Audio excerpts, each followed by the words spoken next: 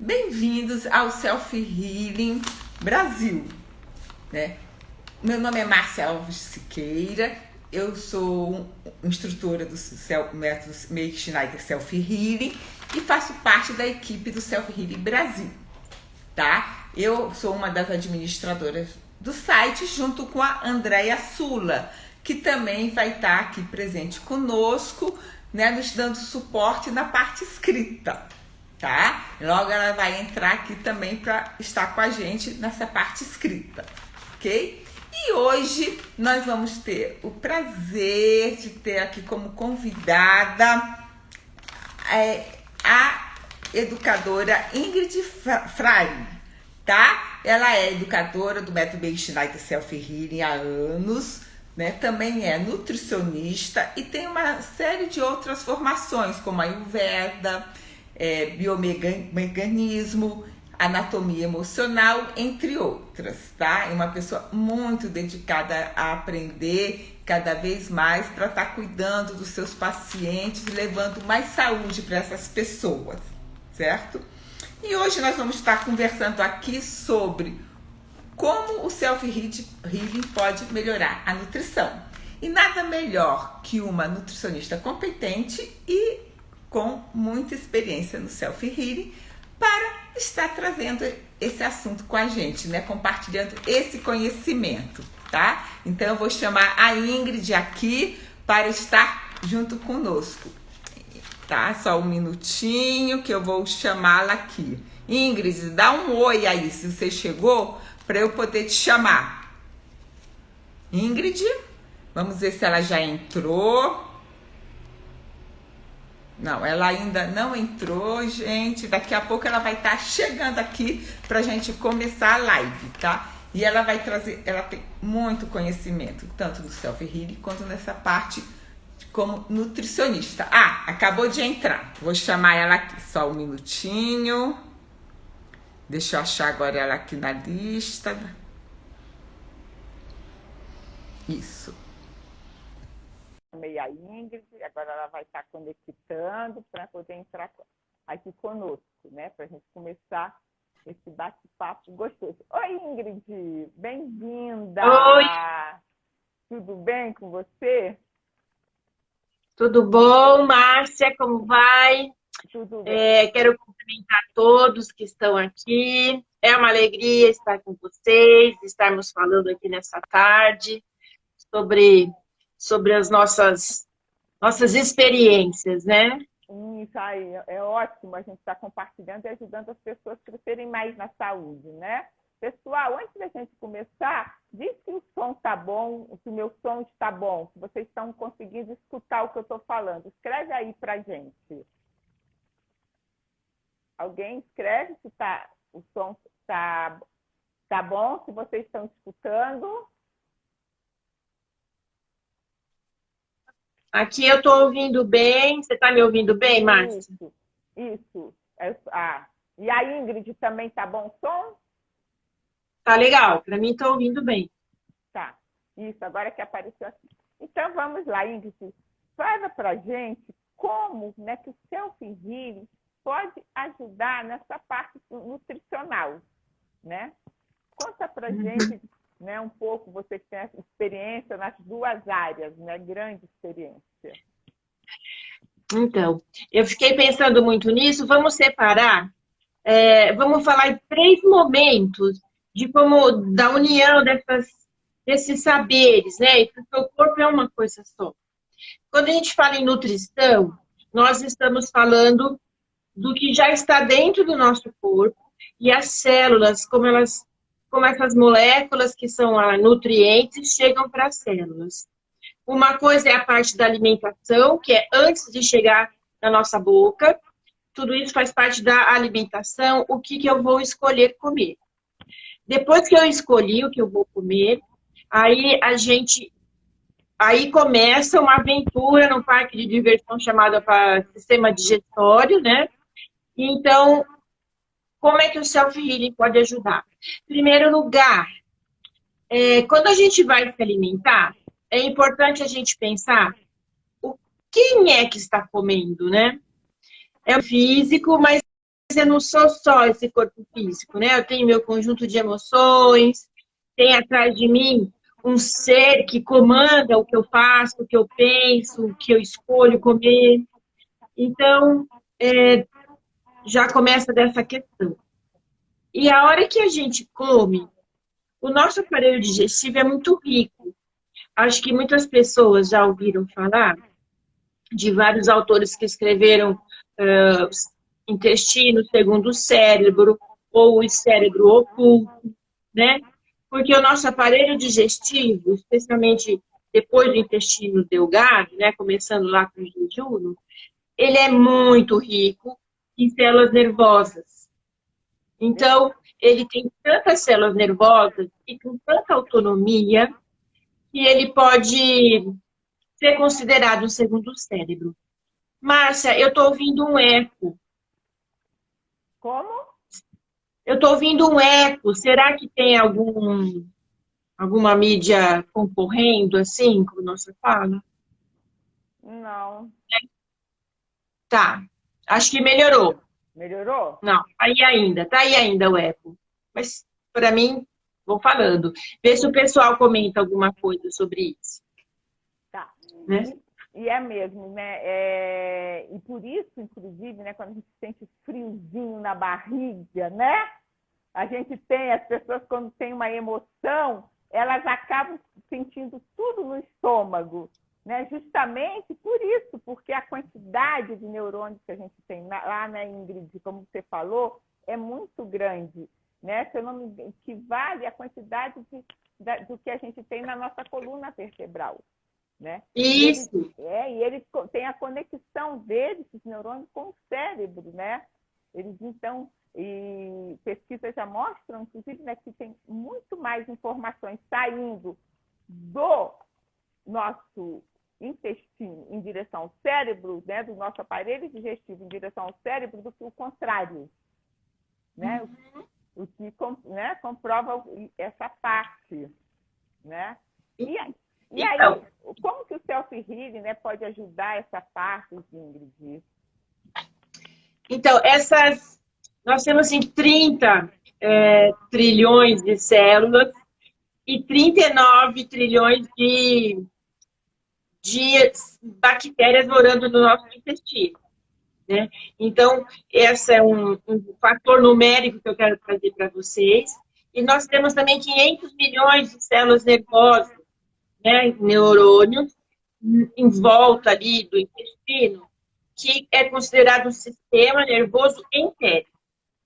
Esse sistema nervoso, ele produz e capta informações, por isso que você falou da gente sentir frio na barriga, a gente pensa, às vezes, com o nosso intestino, né?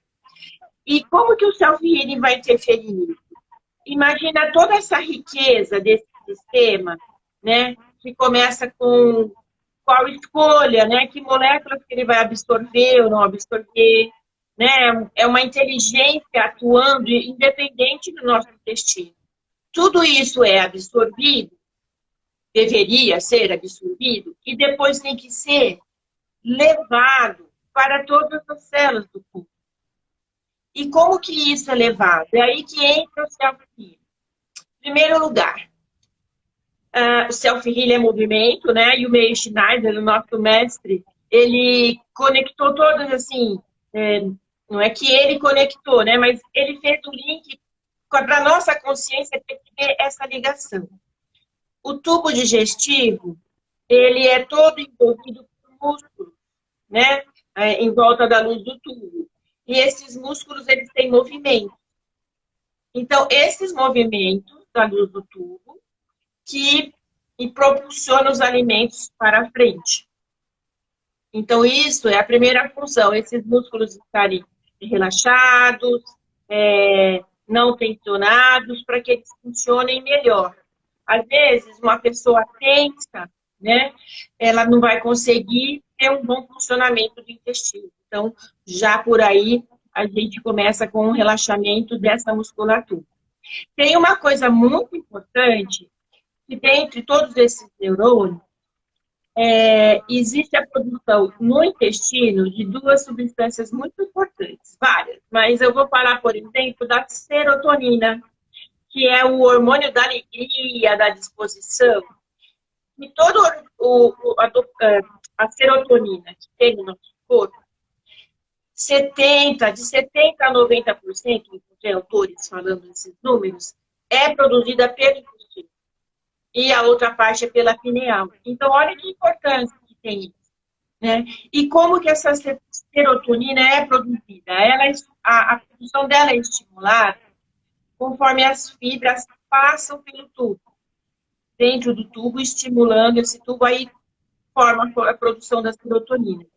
E a serotonina, por sua vez, ela ajuda o músculo a se movimentar. Então, há um câmbio de informações aí, né? Que um ajuda o outro.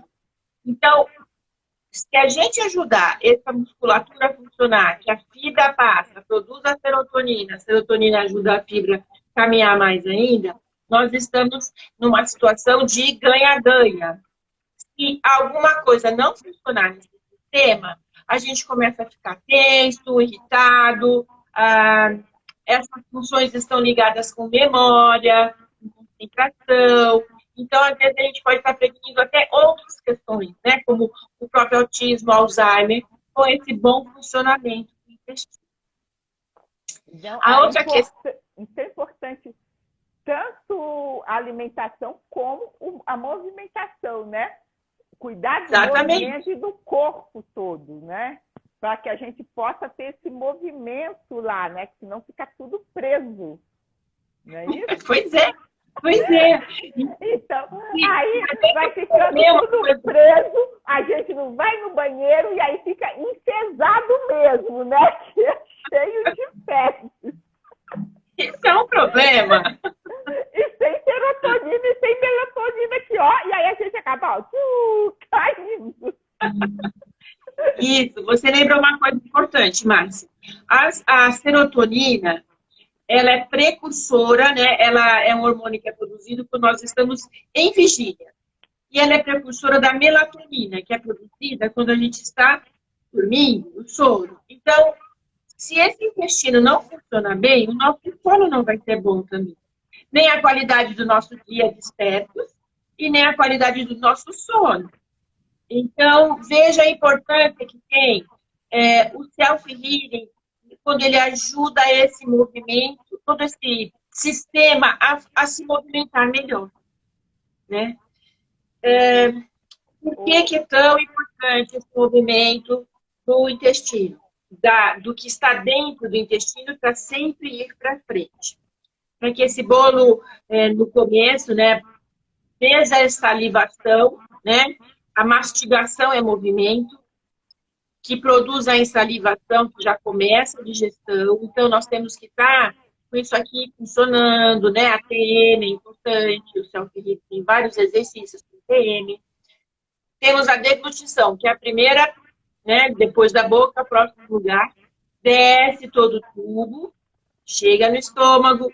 O estômago tem que estar funcionando, é um saco de músculos, né? É uma ação mecânica importante que é feita ali. Então, tudo é movimento, né? E movimento é vida. E o self-healing está sempre lembrando você, movimentos de todas as formas. Então, esse tubo digestivo precisa dessa movimentação. Depois que ele sai do estômago, que até ali foi maior função foi mecânica mesmo, de ir para dentro, de quebrar com os dentes, de amassar e quebrar com o estômago. Além de algumas enzimas que já atuaram, é na primeira porção, no jejum, que ocorre a maior enxurrada de enzimas, né, para poder continuar essa digestão. E depois que faz a quebra das moléculas, isso precisa ser absorvido. E essa absorção vai acontecer com uma parede da luz do tubo limpa, livre de crostas, de sujeiras e até de substâncias. Então, esse intestino tem que estar sempre limpo. Daí, de novo, a importância dessa desse tubo estar em movimento. E nessa absorção, teve uma pergunta aqui, uma pessoa perguntou se quando você está estressado, absorve os nutrientes. Se quando está estressado, o quê? Se quando você está estressado, se você absorve os nutrientes quando você está estressado. Então, você poderia absorver, vamos supor, 100% das substâncias. Se você está estressado, algumas moléculas que trabalham ali para ajudar, né, a absorver, elas vão se desviar dessa função para ficar na defesa ou ficar no alerta. Então, absorve, mas não com propriedade, com plenitude. Então, você comeu lá 100 gramas de vitamina C, 100 miligramas de vitamina C, então vai absorver 30, 40. Então, há uma perda da absorção. Né? É isso que acontece. Nós não sabemos quando se perde. Inclusive porque também a mobilidade vai diminuir, né? Aí a serotonina diminui, que vai influenciar nessa absorção, né?